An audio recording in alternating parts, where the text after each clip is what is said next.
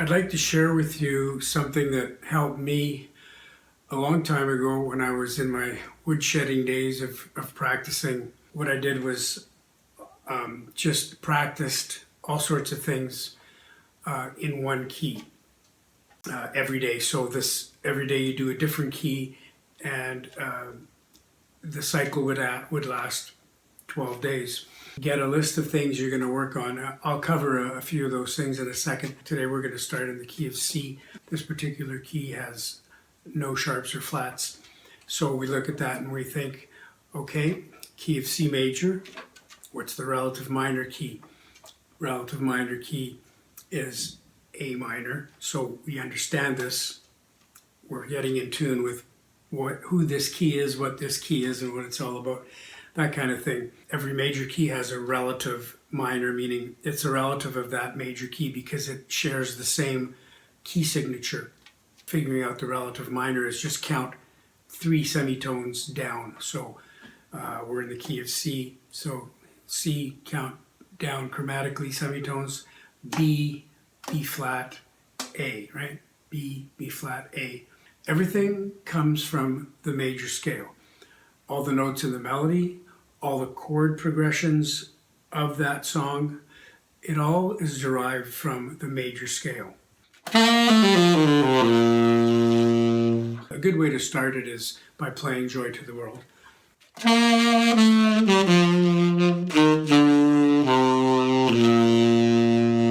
You've got those notes in your head. Hopefully you can do this without, you can look at the music at first to know what all the notes are and stuff, but as you go, do try and memorize this stuff. So, major scale.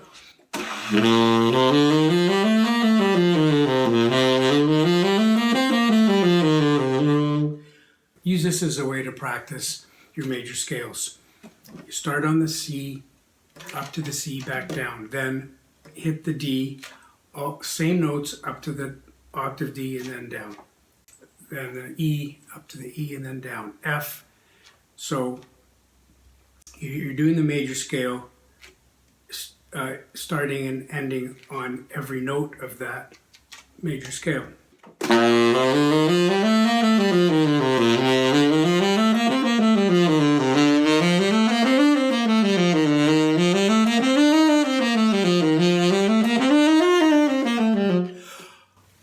Of course, I wasn't thinking of breathing there, but a good thing to aspire to is to being able to play all of those scales, all 7 of those scales in one breath. That just means you got to get it up to a certain speed, right?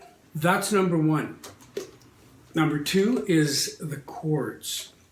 And I said that everything comes from the major scale. The melodies of the songs and the chords all relate. They all come from the major scale. So if the song's in C, like the key we're working in now,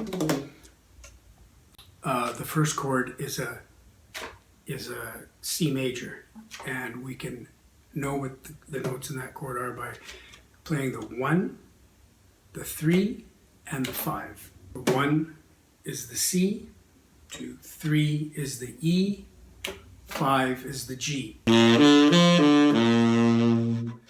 C, E, G. Now,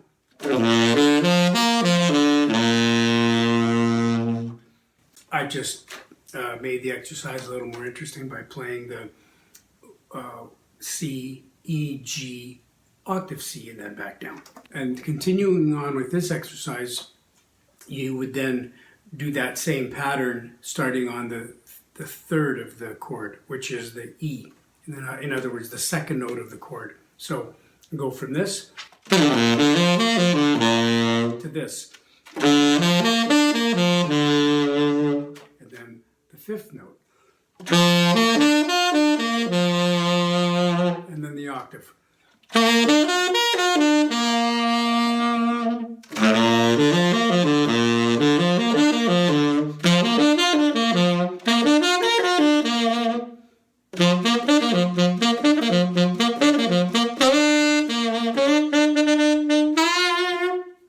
That's all notes from the major chord. The other thing is to try and get a song in this key that you're working on this day. Play a song that you know off by heart. The simplest song I think I can say is Twinkle Twinkle. It's a key of C.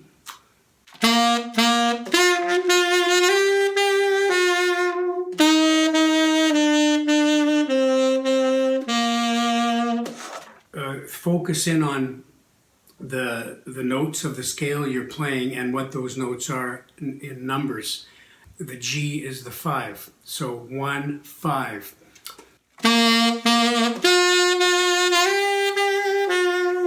1, 5, and then 6, the next step up. If you're in the key of G and you're very aware of all the notes in that key, you could easily start Twinkle Twinkle just by knowing and relating to those notes and their degree within the scale. So you're going 1, 5, 6, 5 in G.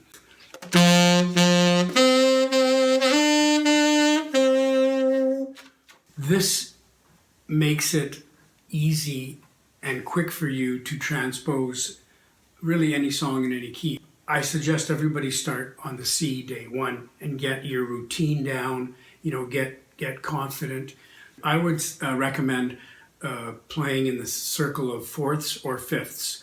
That means the next key in the circle of fourths would be F, and after that would be B flat.